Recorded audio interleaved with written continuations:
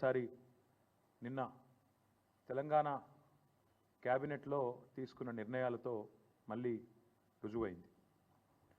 రాజ్యాంగం అమల్లోకి వచ్చిన 75 ఏళ్ల సంబరాల సందర్భంగా దశాబ్దాలుగా కాంగ్రెస్ చేతిలో మోసపోతున్నది రైతన్నలే అనే సందేశాన్ని ఇస్తూ ప్రభుత్వం 15,000 ఇస్తామని చెప్పి 12,000 మాత్రమే అంటూ నిన్న 1,00,000 కండిషన్లు పెట్టి మళ్ళీ ఒకసారి రాజ్యాంగాన్ని అపహాస్యం చేసే విధంగా ఇచ్చిన మాటలకు విలువ లేకుండా జనవరి 26 నాడు రైతు భరోసా పేరిట మోసానికి శ్రీకారం చుడుతున్నది రేవంత్ రెడ్డి ప్రభుత్వం.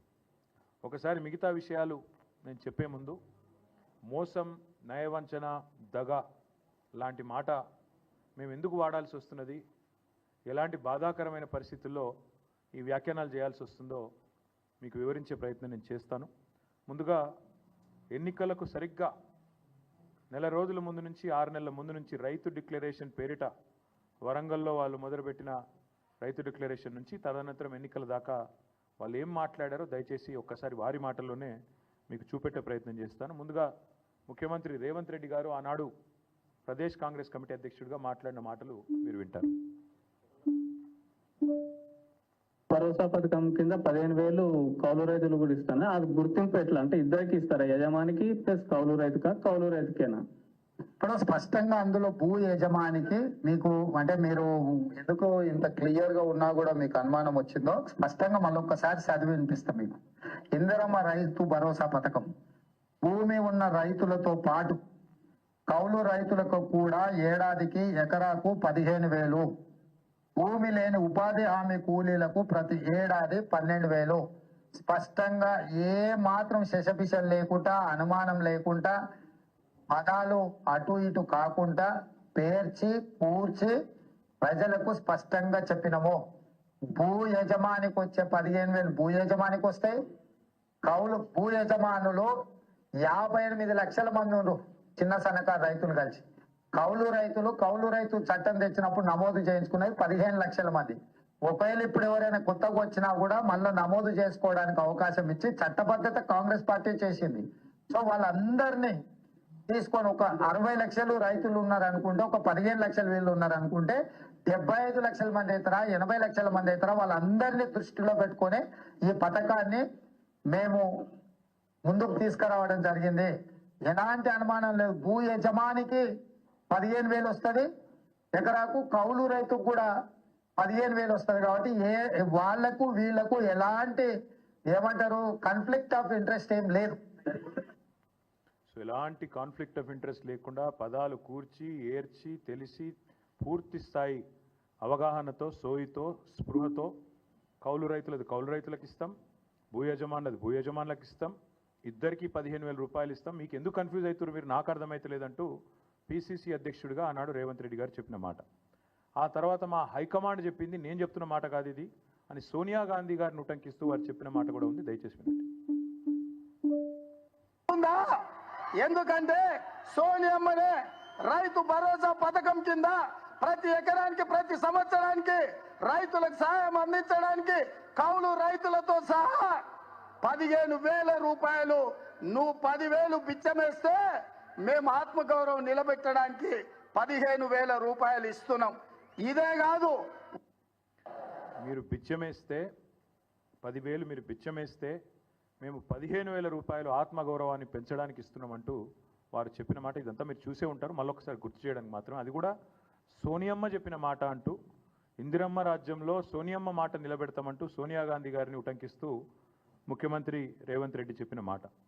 సరే, ఇక్కడ ఈ స్థాయి నాయకులు చెప్తే నమ్ముతలేరేమో అని చెప్పి వరంగల్లో రైతు డిక్లరేషన్ అనే ఒక భారీ బహిరంగ సభ పెట్టి వేలాదిగా రైతులను అక్కడ తీసుకొచ్చి రాష్ట్ర వ్యాప్తంగా అక్కడ కూడా ఢిల్లీ నుంచి వచ్చిన రాహుల్ గాంధీ గారితో కూడా ఇదే మాట చెప్పించారు. దయచేసి అది కూడా ఒకసారి రాహుల్ గాంధీ గారి బయట కూడా మీరు వినాలి. हमने वरंगल डिक्लेरेशन किया और उसमें हमने तेलंगाना के किसानों से वायदे किए. मैंने कर्जा माफी की बात की, एमएसपी की बात की,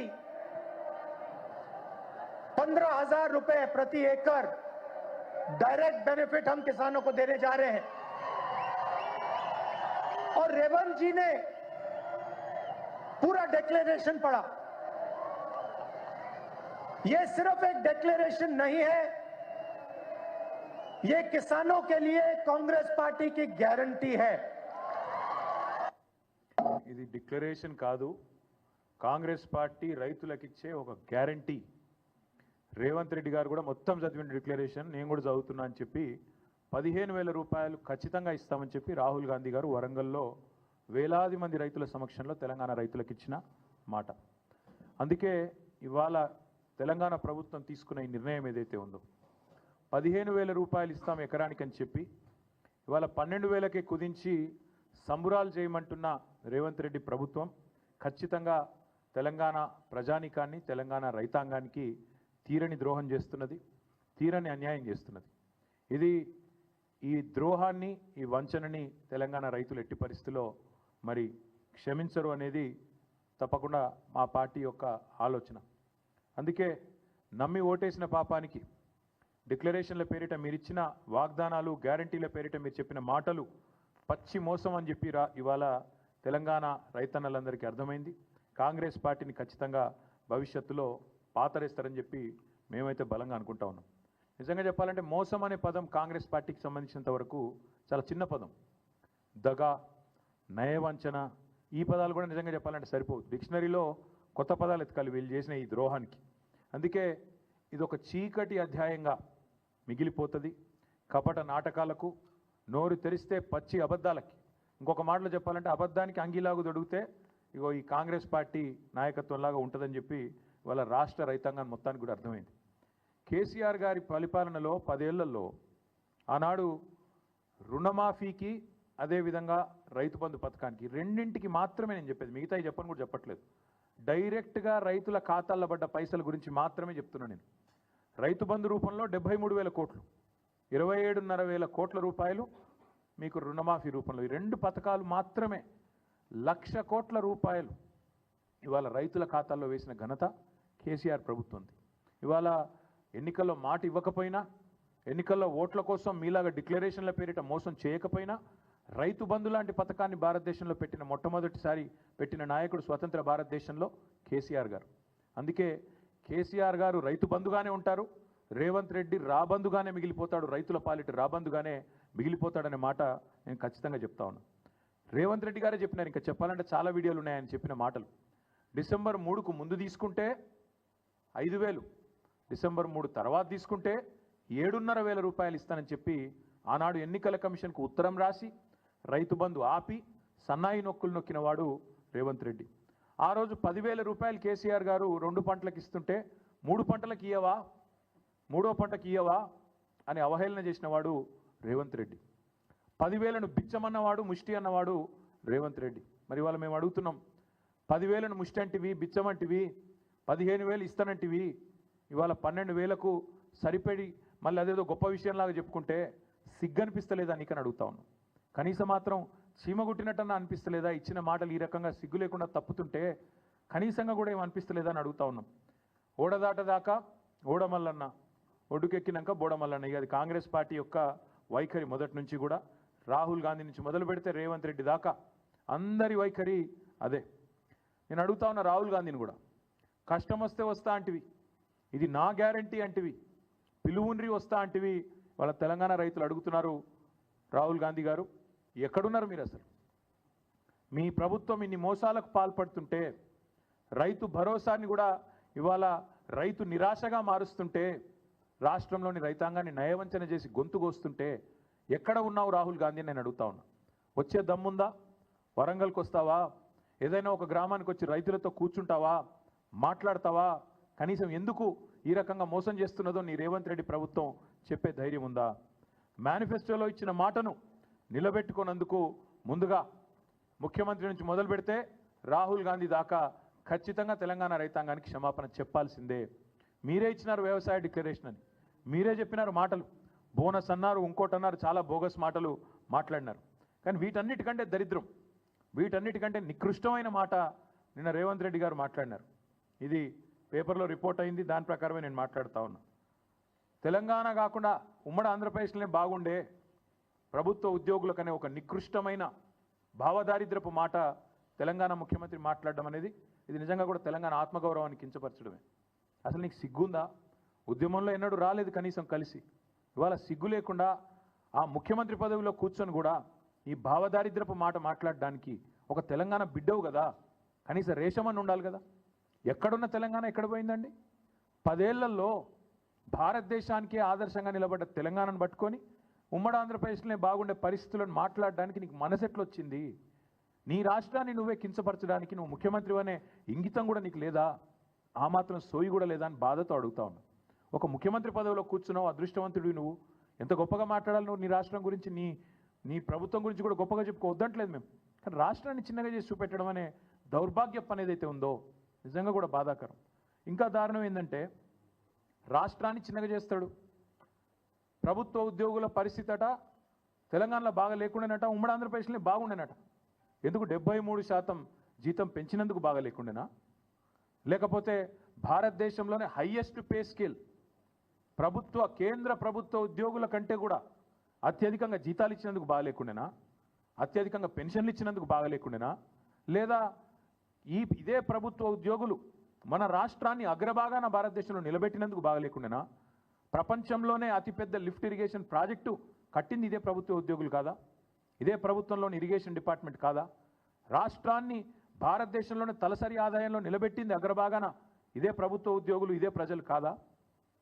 రాష్ట్రాన్ని వ్యవసాయంలో ఇబ్బడి ముబ్బడిగా ఉత్పత్తులు వచ్చినాయంటే ఒకవైపు వ్యవసాయ శాఖ అధికారులు, తెలంగాణ రైతులు అందరూ కలిసి కష్టపడితేనే కదా ఫలితాలు వచ్చినాయి.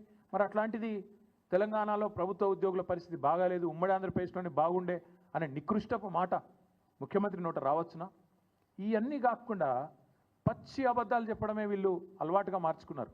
ఎందుకు ఇస్తలేవా రేవంత్ రెడ్డి పెన్షన్లు అంటే పచ్చి అబద్ధం. ఎందుకు ఇస్తలేవా రేవంత్ రెడ్డి 100 రోజుల్లో 6 గ్యారంటీలు అంటే ఆర్థిక పరిస్థితి లేదు, దివాలా తీసినది, నాశనం అయిపోయింది, అప్పుల పాలైపోయింది అని దివాలాకోరు మాటలు మాట్లాడుతున్నాడు ముఖ్యమంత్రి. నేను ఇదే ముఖ్యమంత్రి, ఇదే కాంగ్రెస్ పార్టీ నాయకులు ఎన్నికలకు ముందు మీరు అడిగినారు, రిపోర్టర్లు నిలదీసినారు. మీరు I applaud you, I congratulate you. మీరు అడిగినారు సూటిగా, మీరు అడ్డగోలు హామీలు ఇస్తుండ్రు, ఎట్లా అమలు చేస్తారు అని అడిగినరు. అడిగితే ఆ రోజు పెద్ద పెద్ద డైలాగులు కొట్టిండ్రు. మాకు అంతరికే, మేము 100 సంవత్సరాల పార్టీ, మాకు తెలియదా, మీరు మాకు చెప్పేటోళ్ళ, మేము పెద్ద పోటుగాళ్ళం అని బిల్డప్ ఇచ్చిందే వీళ్ళు. ఒక్కసారి వినండి మేము చెప్పిన మాటలు, మేము కాదు వాళ్ళు చెప్పిన మాటలు. ఆ రోజు రేవంత్ రెడ్డి గారు పిసిసి ప్రెసిడెంట్ రాష్ట్ర ఆర్థిక పరిస్థితి గురించి మాట్లాడిన మాటలు వినండి. ఎవరు చెప్పారు? ఎవరన్నారు ఆ మాట? అంటున్న కర్ణాటక రాష్ట్రానికంటే తెలంగాణ రాష్ట్రం ఆదాయం తక్కువ అని. అది తప్పుడు ప్రచారం. అక్కడ ఉన్న 224 అసెంబ్లీలు, అక్కడ ఉన్న జనాభా ఎంత, రాష్ట్రం బడ్జెట్ ఎంత, ఇక్కడ ఉన్న జనాభా ఎంత, ఈ రాష్ట్రం బడ్జెట్ ఎంత. దేశంలోనే అత్యధిక ఆదాయం ఉన్న రాష్ట్రం తెలంగాణ రాష్ట్రం. దేశంలోనే అత్యధిక ఆదాయం ఉన్న రాష్ట్రం తెలంగాణ రాష్ట్రం. అదేమో ప్రతిపక్షాలు ఉన్నప్పుడు, ఇప్పుడేమో వేరే మాట మాట్లాడి అది కూడా చూపెడతా.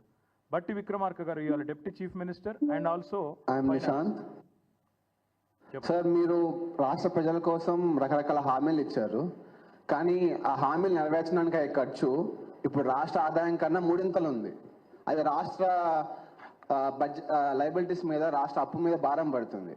అంటే ఏ యువత కోసం మీరు ఇన్ని హామీలు ఇచ్చారో చివరికి వారి మీదే భారం పడుతుంది కదా. మీరు దీన్ని ఎలా సాల్వ్ చేద్దాం అనుకుంటున్నారు? ముందు ప్రజలకు మేలు చేయాలనేటువంటి సంకల్పం చాలా ముఖ్యమైనది.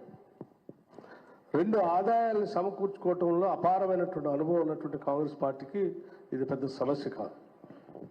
ఈరోజు రాష్ట్రంలో తీసుకొచ్చినటువంటి 5 లక్షల కోట్ల అప్పుల్లో ఈ కాళేశ్వరం మీద ఖర్చు పెట్టినటువంటి ఆ 80,000 కోట్ల 1,00,000 కోట్ల మధ్యలో ఉన్నటువంటి సంపద ఇప్పుడు అది అవసరం లేదు. రేపొద్దున భవిష్యత్తు 50,000 కోట్ల రూపాయల పేరు మీద మీరు మిషన్ భగీరథ కోసం ఖర్చు పెట్టినటువంటి ఖర్చు కూడా ఇప్పుడు రాబోయే కాంగ్రెస్ ప్రభుత్వాలకి అవసరం లేదు. ఇటువంటి వాటన్నింటినీ జాగ్రత్తగా పోగేసుకుంటూ దోపిడీకి గురి కాకుండా జాగ్రత్త ఫిల్ఫ్రేజ్ చేసి ఆదాయాన్ని పెంచుకొని ఆ వనరులతో ఈ సంక్షేమ కార్యక్రమాలు చేయడానికి మంచి అవకాశం ఉంది. నెంబర్ 1. చాలా చక్కగా దోపిడీకి గురి కాకుండా చేయొచ్చు, కడుపు కట్టుకుంటే అయిపోతుంది, మాకు తెలివి ఉంది, అసలు ఇంకా కొత్త అప్పులు అవసరం లేదు చెప్పిన సుద్దులు డిప్యూటీ సీఎం గారు అన్నాడు. చాలా గొప్పగా చెప్పిన సుద్దులన్నీ కూడా మీ కళ్ళ ముందున్నాయి. ఆ రోజు ఇంకొక అబద్ధం కూడా ఇవాళ చెప్తున్నది అబద్ధం అనడానికి. ఆ రోజు 5 లక్షల కోట్లు అని చెప్పిండు ఆయన. మొదలు 10 సంవత్సరాల పాటు అసెంబ్లీలో ఉన్నాడు, ప్రతి బడ్జెట్ స్పీచ్లు విన్నాడు, ప్రతిసారి బడ్జెట్ చర్చలో అప్రాప్రియేషన్ చర్చలో పాల్గొన్న బట్టి గారు ఆ రోజు 5 లక్షల కోట్లు అన్నాడు. ఇప్పుడు రేవంత్ రెడ్డి గారితో సావాసం చేసి డిప్యూటీ సీఎం అయినాక అప్పు సడన్గా 7 లక్షల కోట్లు అయింది, 8 లక్షల కోట్లు అయిందని చెప్పి అడ్డగోలుగా మాట్లాడుతున్నాడు. ఇక ఇంకొక ఆయన ఉన్నాడు మహానుభావుడు కోమటిరెడ్డి వెంకటరెడ్డి గారు. ఇక ఆయన చాలా గొప్పగా చెప్పినప్పుడు ఎట్లా చేస్తారా మీరంటే ఆయన చెప్పింది అది కూడా వినండి. కాబట్టి మేము ఇచ్చిన స్కీమ్స్ చాలా ఈజీగా 100 రోజులలో అమలు చేస్తామని ఇంత ఈజీగా చెప్తున్నాం మేము. అంటే మాకు లెక్కలు లేకుండానే 5 times మీ ఎమ్మెల్యే మినిస్టర్ ఎంపీగా ఉన్నాను మేము చెప్తామా? 100 days చూస్తున్నామే అయిపోతాయి. ఇప్పుడు ఆర్టీసీ బస్సెస్ ఫ్రీ పోతున్నాయా? గృహలక్ష్మి స్టార్ట్ అయిందా? కర్ణాటకలో మా దగ్గర మహాలక్ష్మి స్టార్ట్ అవుతుందా? గృహలక్ష్మి మహాలక్ష్మి ఫస్ట్ మంత్ స్టార్ట్ చేస్తాం. అక్కడ రైస్ షార్టేజ్ ఉండి బయట స్టేట్లో కొని ఇచ్చే వరకు ఒక్క స్కీమ్ లేట్ అయింది, అది కూడా ఇప్పుడు స్టార్ట్ అయింది. మా దగ్గర అన్ని ఉన్నాయి కదా, ఇన్కమ్ పెరుగుతుంది. బతుకునిచ్చే తెలంగాణ ప్రతి ఒక్కరికి 5 లక్షలు సొంత ప్లేస్ ఉంటేనేమో 5 లక్షలు, లేకుంటే ప్లేస్ ప్లస్ 5 లక్షలు ఫస్ట్ 100 daysలోనే అలాట్ చేస్తాం. ఇవంతా కలిసి బడ్జెట్ ఎంత తెలుసా? ఆయన 10 లక్షలు ఇచ్చే దళిత బంధు వాళ్ళ నాయకులకు దోషి పెడుతుంది బీసీ బంధు, అవన్నీ పెడితే ఈ స్కీమ్స్ అన్నీ అయిపోతాయి. 10 లక్షలు ఇచ్చే దళిత బంధు బంద్ చేయాలి, బీసీ బంధు బంద్ చేయాలి. 100 రోజుల లోపలనే ఇండ్లు లేని వాళ్ళకి ఇండ్లు ఇస్తాం, ప్లాట్ కూడా లేకపోతే ప్లాట్ ఇస్తాం, మీదికి 5 లక్షలు ఇస్తాం, 100 రోజుల లోపలనే ఇస్తాం. కానీ వీళ్ళు మాట్లాడిన మాటలు, వీళ్ళు చెప్పిన హామీలు బాధ ఎక్కడ అనిపిస్తుంది అంటే, సరే ఓట్ల కోసం ఇష్టం వచ్చినట్టు నోరు ఎట్లా ఉంటే అట్లా నారికి ఎంత వస్తే నోటికి ఎంత ఇస్తంత మాట్లాడినారు. కానీ ఇవాళ బాధ్యతాయుతమైన పదవుల్లో కూర్చొని మంత్రులుగా, ఉప ముఖ్యమంత్రిగా, చీఫ్ మినిస్టర్గా ఇవాళ మాట్లాడుతూ ఆర్థిక పరిస్థితి బాగాలేదు అని చెప్పడానికి సిగ్గనిపిస్తలేదా? బాగాలేనిది ఆర్థిక పరిస్థితి కాదు, మీ మానసిక పరిస్థితి. బాగాలేనిది మీ మానసిక పరిస్థితి బాగాలేదు. మీకు ఇక్కడ గుజ్జు లేకపోతే మేమేం చేస్తాం దానికి? మీకు తెలివి లేదు, రాష్ట్రాన్ని నడిపే తెలివి లేదు, పరిపాలన చేత కాదు. కాబట్టి నోటికొచ్చిన వ్యాఖ్యానాలు చేస్తూ ఉన్నారు. చక్కదిద్దాల్సిన సీట్లో కూర్చొని చేతగాని మాటలు మాట్లాడితే ప్రజలు ఏమనుకుంటారు? మీకు లోన్లు ఇచ్చే ఇన్స్టిట్యూషన్స్ ఏమనుకుంటాయి? దేశంలోని మిగతా పార్టీలు ఏమనుకుంటాయి? మిగతా రాష్ట్రాలు ఏమనుకుంటాయి అనే కనీస సోయి కూడా లేదా? అసలు మిమ్మల్ని కూర్చోబెట్టింది ఎందుకు? ఆ 420 హామీలు మీరు ఏదైతే ఇచ్చినారో వాటిని అమలు చేయండి అని. కానీ మీరేం చేస్తున్నారు? అర్జెంటుగా కేసులు పెట్టండి, రాష్ట్ర ఆత్మగౌరవాన్ని దెబ్బతీయండి, మార్పు పేరిట వేల కోట్ల రూపాయలు ఖర్చు పెట్టండి, పనికిమాల పనులు చేస్తూ టైంపాస్ చేయండి అనా మిమ్మల్ని కూర్చోబెట్టింది? అక్కడ కాదు కదా. రైతు భరోసా ఏది, 6 గ్యారంటీలు ఏది? గతంలో ఒక మాట అన్నారు ముఖ్యమంత్రి గారు, ఇప్పుడు ఆ వీడియో ప్లే చేయమంటే చేస్తాను, దగ్గర ఉంది. కడుపు కట్టుకుంటే ఏముందా, ఒక సంవత్సరం కడుపు కట్టుకుంటే 40,000 కోట్లు ఇట్లా ఇచ్చేయచ్చు రుణమాఫీ అన్నావు. మీరందరూ చూసే ఉంటారు. అంటే ఇప్పుడు ఏమైంది మరి? ఈ 420 హామీలు ఏమైనాయి? ఇవాళ ఈ కారు కూతలు ఎందుకు? రాష్ట్ర ఆర్థిక పరిస్థితి బాగాలేదు అనే దివాలా కోరు మాటలు ఎందుకు మాట్లాడుతున్నావు? రైతులను మోసం చేయడానికా? మహిళల్ని మోసం చేయడానికా? పెద్ద మనుషులను మోసం చేయడానికా? లేదా మీ మాటలు నమ్మి ఓట్లేసిన మొత్తం ప్రజలందరినీ మోసం చేయడానికా? ఈ కుంటి సాకులు ఎక్కువ రోజులు చెప్పి తప్పించుకోలేవు. రాష్ట్ర ఆర్థిక పరిస్థితిని ఎవడన్నా ఖరాబ్ చేసిండా అంటే ముమ్మాటికి రేవంత్ రెడ్డి అని నేను ఖచ్చితంగా చెప్తా ఉన్నాను, నిర్ద్వందంగా చెప్తా ఉన్నాను. లేకపోతే చక్కగా పరుగులు పెడుతున్న రాష్ట్రాన్ని, పరుగులు పెడుతున్న హైదరాబాద్ రియల్ ఎస్టేట్ రంగాన్ని, హైడ్రా పేరిట, మూసీ పేరిట దౌర్భాగ్యం అంతా తెచ్చిందే ఈ కాంగ్రెస్ ప్రభుత్వం. మొత్తం వీళ్ళ విధ్వంసకరమైన ఆలోచనలతో, వీళ్ళ చాతగాంతనంతోనే రాష్ట్ర ఆర్థిక పరిస్థితి వాళ్ళ కుదేలైంది. నువ్వే బజార్లో పడి నేను నా ఆర్థిక పరిస్థితి బాగాలేదు బాగాలేదు బాగాలేదు అని 10 సార్లు చెప్తే కొత్త ఇన్వెస్టర్ ఎవడన్నా వస్తాడా? ఉన్నవాడే పారిపోయిండు. 3 పెద్ద పెద్ద పరిశ్రమలు పారిపోయినాయి. కెయిన్స్ అనే పరిశ్రమ పారిపోయింది. మేము కష్టపడి బెంగళూరు నుంచి ఇక్కడికి పట్టుకొస్తే ఆయన గుజరాత్ పారిపోయిండు. కార్నింగ్ అనే పరిశ్రమ తమిళనాడు పారిపోయింది. ఫాక్స్కాన్ విస్తరణ ఆగిపోయింది, తమిళనాడులో విస్తరిస్తూ ఉన్నారు. ఎవడొస్తాడండి దివాలా తీసిన రాష్ట్రానికి? నువ్వు ప్రోత్సాహకాలు ఇస్తావో ఇయ్యవో, రేపు రాయితీలు ఇస్తావో ఇయ్యవో, నీ పెట్టిన మాటలకి విశ్వాసం ఎక్కడుంటుంది? ఒప్పందాలు ఉన్న వాటిని నువ్వు ఇష్టం వచ్చినట్టు ఏకపక్షంగా రద్దు చేస్తే ఎవడు పట్టించుకుంటాడు? రాష్ట్రాన్ని విధ్వంసం చేసిందే, ఈ రాష్ట్రాన్ని అతలాకుతలం చేసిందే నీ దివాలా కోరుతనం, నీ భావదారిద్ర్యం. ఈ అన్నింటికి మించి ఆశ్చర్యకరం అనిపించేది, ఒకవైపు ఏమో కొత్త పెట్టుబడులు రానివ్వట్లేదు మీరు, మరొక వైపు ముఖ్యమంత్రి గారు దావోస్ పోతున్నారని తెలిసింది, దాని గురించి మళ్ళీ మాట్లాడతాను నేను. మరొక వైపు 1,38,000 కోట్ల అప్పు ఒక సంవత్సరంలో. కేసీఆర్ గారు అప్పుల పాలు చేసిండు రాష్ట్రాన్ని ఒకవైపు మాట్లాడుతూ, కేసీఆర్ గారు ఆనాటి ప్రభుత్వం మొత్తం 10 ఏళ్లలో 4,17,000 కోట్లు అప్పు చేస్తే ఈ ప్రభుత్వం ఒక్క సంవత్సరంలో 1,38,000 కోట్ల అప్పు చేసింది. అంటే కేసీఆర్ గారి ప్రభుత్వం సంవత్సరానికి 41,000 కోట్ల అప్పు చేస్తే ఈ ప్రభుత్వం దానికి 3.5 రెట్లు ఎక్కువ ఒకటే సంవత్సరంలో 1,38,000 కోట్ల అప్పు చేసింది. నేను అడుగుతున్న, కేసీఆర్ అప్పు చేస్తే ఏం చేసింది కేసీఆర్ ప్రభుత్వం? 1,00,000 కోట్లు రైతు బంధు రూపంలో, రైతు రుణమాఫీ రూపంలో డైరెక్ట్గా రైతుల ఖాతాల్లో వేసింది. ₹1 వేసినవా నువ్వు వచ్చినాక రైతు భరోసా ఈరోజు వరకు వేయలేదు. కేసీఆర్ ప్రభుత్వం జిల్లాకు ఒక మెడికల్ కాలేజ్ కట్టించింది 33 జిల్లాల్లో. కేసీఆర్ ప్రభుత్వం అస్తవ్యస్తంగా ఉన్న రాష్ట్ర ఆర్థిక పరిస్థితిని చక్కదిద్ది అగ్రభాగాన భారతదేశంలో నిలబెట్టింది తలసరి ఆదాయంలో తెలంగాణ రాష్ట్రాన్ని. కేసీఆర్ ప్రభుత్వం అప్పు చేస్తే ఇంటింటికి తాగునీరు ఇచ్చింది. కేసీఆర్ ప్రభుత్వం అప్పు చేస్తే ప్రపంచంలోనే అతిపెద్దదైన లిఫ్ట్ ఇరిగేషన్ ప్రాజెక్టు కట్టింది. కేసీఆర్ ప్రభుత్వం అప్పు చేస్తే కొత్త మెడికల్ కాలేజీలు కట్టింది, కొత్త హాస్పిటల్ హైదరాబాద్ చుట్టూతా కట్టింది.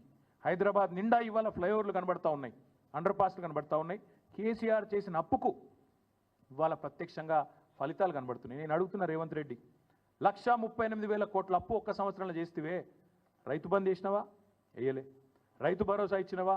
ఇయ్యలే. ఒక్క కొత్త ఇటుక పెట్టినవా? ఒక కొత్త ప్రాజెక్టులా? చేయలే. మరి ఎక్కడ పోయినాయి ఈ పైసలన్నీ? ఢిల్లీకి మూటలుగా పంపుతున్నావా? ఎక్కడ పోతున్నాయి ఈ పైసలు? 1,38,000 కోట్లు ఎక్కడ పోయినాయి? రైతులు ఎదురు చూస్తున్నారు 70 లక్షల మంది మా ఖాతాల్లో రైతు భరోసా ఎప్పుడు పడుతుందని. దానికి సమాధానం లేదు. మరి ఎవరి జేబులు నింపుతున్నావు 1,00,000 కోట్లతో? రాహుల్ గాంధీయా, ఢిల్లీ పెద్దలయా? చెప్పాలి మీరు ఖచ్చితంగా. ఇంకొక మాట, ఈ దివాలాకోరు ముఖ్యమంత్రికి నేను చెప్తా ఉన్నా, రాష్ట్రం దివాలా తీయలేదు, దివాలా తీసింది నీ బుర్రా. These are reports of RBI. నిన్న ముఖ్యమంత్రి చెప్పిన పచ్చి అబద్ధాలు మీ ముందు పెట్టాలి, ఎందుకంటే ప్రజలకు కూడా తెలవాలా ఈయన మాట్లాడే మాటలు పచ్చి జూటా మాటలని. I'm quoting from RBI report on state finances and this is audited report of Government of Telangana published by Government of Telangana. నేనేదో ఆల్తు ఫాల్తు మాటలు, నా ఇష్టం వచ్చిన లెక్కలు, నా సొంత కవిత్వాలు చెప్పట్లేదు. Government of Telangana and RBI report నుంచే మాట్లాడుతున్నాను. కావాలంటే ఆ కాపీ కూడా మీ అందరికి నేను అందజేస్తాను. ముఖ్యమంత్రి గారు మాట్లాడే మాటలు ఎంత దివాలాకోరు మాటలు చెప్పడానికి చెప్తా ఉన్నాను, బాధ అనిపించి చెప్తా ఉన్నాను. రైతు భరోసా ఎందుకు ఇస్తలేవయా రేవంత్ రెడ్డి? 15,000 అంటే ఏం చేస్తాం? పైసలు లేవు. రుణమాఫీ ఎందుకు చేస్తలేవయా? పైసలు లేవు. ముసలోళ్ళకి పెన్షన్లు ఎందుకు ఇస్తలేవు? పైసలు లేవు. ఏమనంటే రాష్ట్రానికి కేసీఆర్ అప్పులపాలు చేసిపోయింది. కేసీఆర్ అప్పులపాలు చేయలేదు. దాని తార్కాణం నేను ఇప్పుడే మీకు చెప్తాను. మేము రాష్ట్రంలో అధికారంలోకి వచ్చినాడు 2014లో ఈ రాష్ట్రం యొక్క పరిస్థితి మాకు కాంగ్రెస్ ప్రభుత్వం అప్పచెప్పినాడు. రెవెన్యూ సర్ప్లస్తో, రెవెన్యూ మిగులుతో మాకు అప్పచెప్పింది కాంగ్రెస్ ప్రభుత్వం. 369 కోట్ల రెవెన్యూ మిగులుతో మాకు అప్పచెప్పారు 2014లో 369 crores. మేము దిగిపోయే నాడు 2022-23 నాడు బడ్జెట్ ప్రకారం 5,943 కోట్ల రెవెన్యూ మిగులుతో మేము తిరిగి వాళ్ళకి అప్పచెప్పినాం. 369తో మీరు మాకు అప్పచెప్తే రాష్ట్ర ఆదాయం పెంచినాం, మిగులు పెంచినాం. మీకు అప్పచెప్పినాడు 5,943 కోట్లతో 2022-23 బడ్జెట్ ప్రకారం రెవెన్యూ సర్ప్లస్తో మీకు అప్పచెప్పినాం. ఏంది రెవెన్యూ సర్ప్లస్ అంటే? అసలు రెవెన్యూ సర్ప్లస్ అంటే ఏంది అంటే, ప్రతి రాష్ట్రానికి రెవెన్యూ రాబడి ఉంటుంది, రెవెన్యూ ఖర్చు ఉంటుంది. రెవెన్యూ రెసీట్స్ ఉంటాయి, రెవెన్యూ ఎక్స్పెండిచర్ ఉంటుంది. రెవెన్యూ రెసీట్స్ ఏంటి అంటే, మీకు వచ్చే రాబడి ఎక్కడెక్కడి నుంచి వస్తుంది? ఎక్కడి నుంచి వస్తుంది అంటే, ఒకటి సెంట్రల్ ట్యాక్సెస్లో మన షేర్ మనకు ఉంటుంది. State share in central taxes అంటే జిఎస్టీ కావచ్చు, ఇంకోటి కావచ్చు. అట్లాగే స్టేట్ ఓన్ ట్యాక్స్ రెవెన్యూ ఉంటుంది. దాంతోపాటు నాన్ ట్యాక్స్ రెవెన్యూ కూడా ఉంటుంది. నాన్ ట్యాక్స్ రెవెన్యూ అంటే ఇప్పుడు మీకు శాండ్ మీద ఇతరత్ర మైనింగ్లో వచ్చే ఆదాయం నాన్ ట్యాక్స్. అట్లాగే గ్రాంటినేట్స్ కేంద్ర ప్రభుత్వం నుంచి కానీ ఇతరత్ర కానీ గ్రాంట్స్ ఉంటాయి కొన్ని, అవన్నీ కలిపితే రెవెన్యూ రాబడి, రెవెన్యూ రిసీట్. రెవెన్యూ ఎక్స్పెండిచర్ కూడా ఉంటుంది ప్రతి రాష్ట్రానికి. రెవెన్యూ ఎక్స్పెండిచర్ ఏంటిది? రెవెన్యూ ఎక్స్పెండిచర్లు ఏముంటాయంటే, జీతభత్యాలు, రాష్ట్ర ఉద్యోగులకు ఇచ్చే జీతము భత్యము డిఏ ఎట్సెట్రా, పెన్షనర్స్కి ఇచ్చే పెన్షన్లు, అప్పులకు కట్టే మిత్తి, దాంతోపాటు మనం ఇచ్చే సబ్సిడీలు, రైతులకు ఇచ్చే ఉచిత విద్యుత్ కావచ్చు, ఇంకోటి కావచ్చు ఇచ్చే సబ్సిడీలు, ఇవన్నీ కూడా రెవెన్యూ రాబడి, రెవెన్యూ ఖర్చు. సో రెవెన్యూ రెసీట్స్ ఉంటాయి, రెవెన్యూ ఎక్స్పెండిచర్ ఉంటుంది. Revenue receipt minus revenue expenditure is what is surplus. అంటే అన్ని ఖర్చులు పోను, జీతాలు ఇవ్వంగా, పెన్షన్లు ఇయ్యంగా, మిత్తి గట్టంగా, అప్పులు గట్టంగా, సబ్సిడీలు ఇయ్యంగా మిగిలి ఉన్నది రెవెన్యూ సర్ప్లస్. తెలంగాణ మీరు మాకు అప్పచెప్పినాడు 369 రెవెన్యూ సర్ప్లస్. మళ్ళీ మేము మీకు అప్పచెప్పినాడు 5,943 కోట్ల సర్ప్లస్. మొన్న మీ బట్టి విక్రమార్క పెట్టిన బడ్జెట్లో రెవెన్యూ సర్ప్లస్ ఎంత ఉందని చెప్పినావు నువ్వు?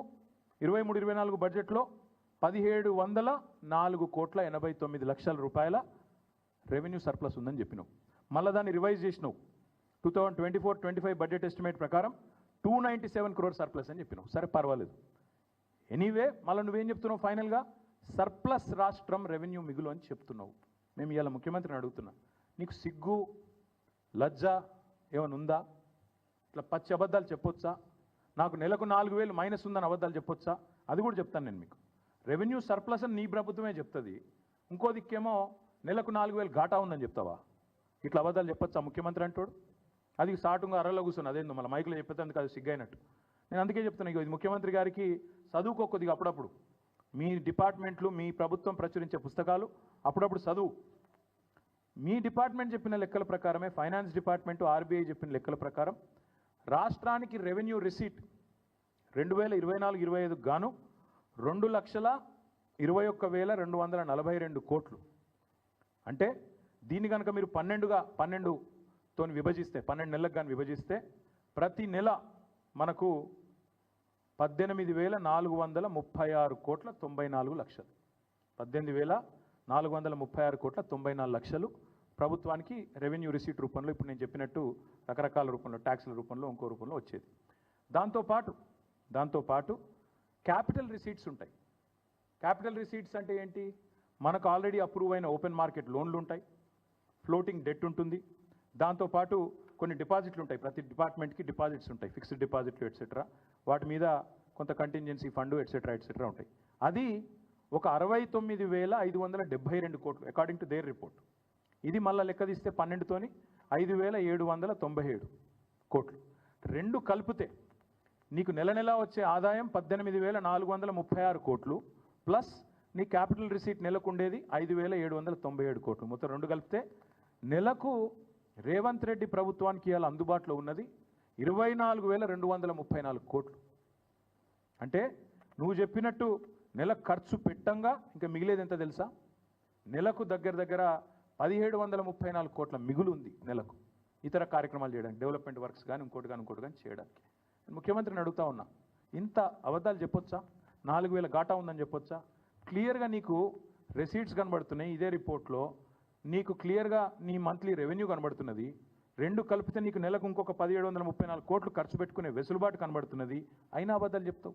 ఇంకొక దారుణమైన మాట చెప్పినాడు, జీతాలకి. ఇది నేను ఊరికైనా చెప్పట్లేదు, ఇది కూడా రేవంత్ రెడ్డి గారు చెప్పిన మాట. జీతాలకి నెలకు 6,500 కోట్లు అవుతుందని రేవంత్ రెడ్డి గారు చెప్పారు. ఏమని? 18,500 కోట్లు payment of salaries of employees అని చెప్పాడు. కానీ ఎంత పచ్చి అబద్ధ మాట అంటే అది. ఎందుకంటే మళ్ళీ పీఆర్సీ ఇవ్వకుండా తప్పించుకుంటుంది ఇదంతా. పీఆర్సీ ఇవ్వద్దు, డిఏలు ఎగ్గొట్టాలి, ఏదో ఒకటి చెప్పి మొత్తానికి ఆగమాగం చేయాలి. అది కూడా ఎంత జూట మాట అంటే, మా దగ్గర ఇదే రిపోర్ట్ ప్రకారం లెక్కలు ఉన్నాయి.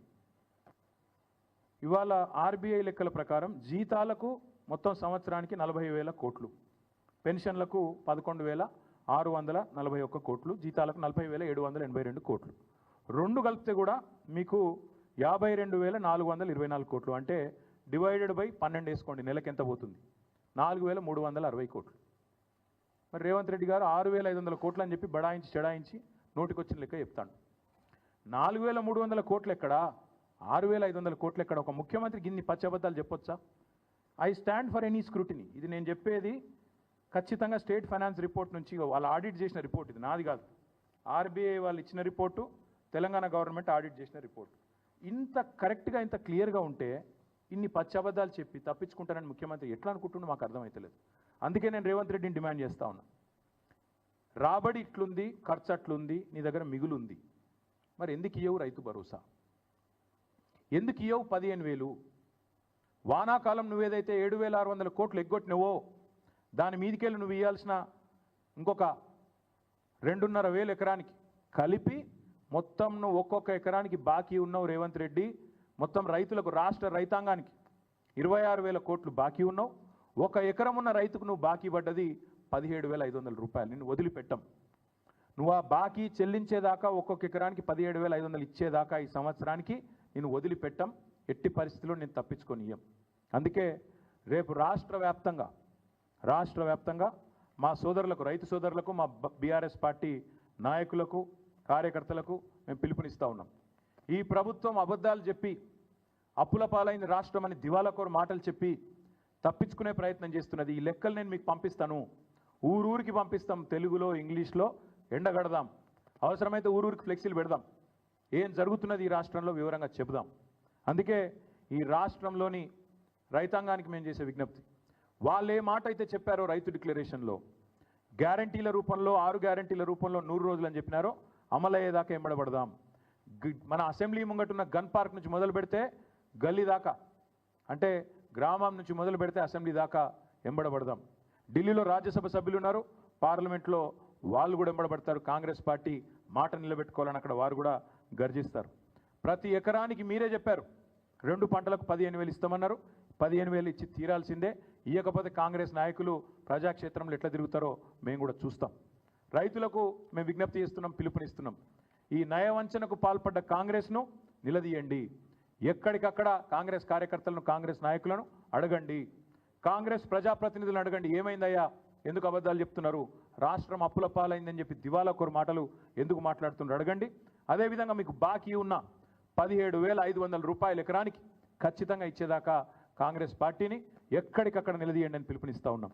రేపు రాష్ట్ర వ్యాప్తంగా అన్ని మండలాల్లో మా పార్టీ నాయకులు, మా పార్టీ కార్యకర్తలు వివిధ రూపాల్లో రేపు జిల్లాలలో, నియోజకవర్గాలలో, మండలాల్లో ఎక్కడికక్కడ రాష్ట్ర రైతాంగానికి మద్దతుగా, సంఘీభావంగా, ఈ మోసానికి వ్యతిరేకంగా నిరసనలు కార్యక్రమాలు వివిధ రూపాల్లో చేపడతాం. ఈ ప్రభుత్వం దిగొచ్చేదాకా ఈ నిరసనలు ఒక్కరోజుతో వదిలిపెట్టాం. చూస్తాం, రేపు నిరసన చెప్తాం. ప్రభుత్వం సంక్రాంతి వరకు ఏదైతే వేస్తానంటుందో రైతు భరోసా జనవరి 26 నుంచి ప్రారంభం అంటున్నారు. సంక్రాంతి తర్వాత వీళ్ళు మాట నిలుపుకుంటారా, 15,000 ఇస్తారా, ఇయ్యరా, తప్పకుండా చూస్తాం. అట్లాగే మేము గమనిస్తూ ఉన్నాం జాగ్రత్తగా. పత్తి రైతును మోసం చేసే ప్రయత్నం, కంది రైతులను మోసం చేసే ప్రయత్నం, ఎవరైతే లాంగ్ డ్యూరేషన్ క్రాప్స్ చేసే రైతులు ఉన్నారో 6-7 నెలల పంట, 2వ పంట వేసుకోవడానికి అవకాశం లేని వాళ్ళను మోసం చేస్తారా, వాళ్ళకు కూడా ఇస్తారా చూస్తాం. నిన్న మొన్నటిదాకా ప్రమాణపత్రం ఇవ్వాలి రైతులు అన్నారు. మరి ప్రమాణపత్రం అడుగుతారా లేదా యథావిధిగా వేస్తారా అది కూడా గమనిస్తాం. హార్టికల్చర్ రైతులు ఉన్నారు, పామాయిల్ రైతులు, నిమ్మ, బత్తాయి, దానిమ్మ, మామిడి, ఇట్లా పెద్ద ఎత్తున లక్షల ఎకరాల్లో సాగు చేస్తున్న రైతులు ఉన్నారు. వాళ్ళకు కూడా ఇస్తారా, ఇయ్యరా చూస్తాం. ఉద్యోగస్తులకు ఇయ్యమని చెప్పి కోతలు పెట్టే ప్రయత్నం చేస్తూ ఉన్నారు. ఉద్యోగస్తులకు భూమితోని సంబంధాన్ని తెంపే ప్రయత్నం చేస్తున్నారు. దాన్ని కూడా తప్పకుండా కనిపెట్టుకుంటాం. వారికి కూడా ఖచ్చితంగా ఇవ్వాలని చెప్పి మేము డిమాండ్ చేస్తూ ఉన్నాం. ఎందుకు చెప్తున్నా ఈ మాట అంటే ఆవేదనతో. ఈ పథకం ప్రపంచ చరిత్రలో కాదు, ఎక్కడా కూడా ఏ నాయకుడు ఆలోచించిన ఒక అద్భుతమైన పథకం రైతు బంధు. అట్లాంటి పథకాన్ని ఇలా బొందబెట్టే ప్రయత్నం చేస్తూ ఉన్నారు. మా అంచనా అయితే ఇది కూడా ఇప్పుడు నిన్న చెప్పిన డైలాగ్ కూడా స్థానిక సంస్థల గండాన్ని దాటడానికే తీసుకున్నారు ఈ లైన్. స్థానిక సంస్థల తర్వాత రైతు బంధును బొందబెట్టి భూస్థాపితం చేసి ఏదో అయిపోయింది, రాష్ట్ర ఆర్థిక పరిస్థితి బాగలేదని చెప్పి మొత్తం పథకాన్ని రద్దు చేయడానికి రేవంత్ రెడ్డి ప్రభుత్వం ఇవాళ ఆలోచన చేస్తున్నట్టు మాకు కనబడుతున్నది, కుట్ర చేస్తున్నట్టు మాకు కనబడుతున్నది. అందుకే రాష్ట్ర రైతాంగానికి విజ్ఞప్తి చేస్తూ ఉన్నాం, రైతు బంధు పథకాన్ని కాపాడుకోవాలి అంటే మీరందరూ కథానాయకులు కావాలి. ఎక్కడి వాళ్ళక్కడ రాష్ట్ర రైతులు కథానాయకులు కావాలి. తప్పకుండా కాంగ్రెస్ నాయకులను ఎక్కడికక్కడ నిలదీయాలి. ఎందుకంటే ఇది ఒక మా పార్టీ సమస్య కాదు, నిరంజన్ రెడ్డి గారిదో, నా సమస్యనో, లక్ష్మయ్య గారిదో కాదు. ఇది రాష్ట్ర వ్యవసాయానికి సంబంధించినంత వరకు రాష్ట్ర వ్యవసాయానికి వెన్నుముకగా నిలబడ్డ, రాష్ట్ర రైతుకు వెన్నుముకగా నిలబడ్డ ఒక మహత్తరమైన పథకానికి సంబంధించిన భవిష్యత్తు యొక్క సమస్య. దయచేసి ఎక్కడి వారు అక్కడ కథానాయకులు కావాలి, నిరసనలో పాల్గొనాలి. రాష్ట్ర ప్రభుత్వం దిగొచ్చేదాకా, ఇచ్చిన మాట నిలుపుకునేదాకా ఈ నిరసనల పర్వం కొనసాగుతుందని చెప్పి తెలియజేస్తూ మీ అందరికి కూడా ధన్యవాదాలు. Thank you.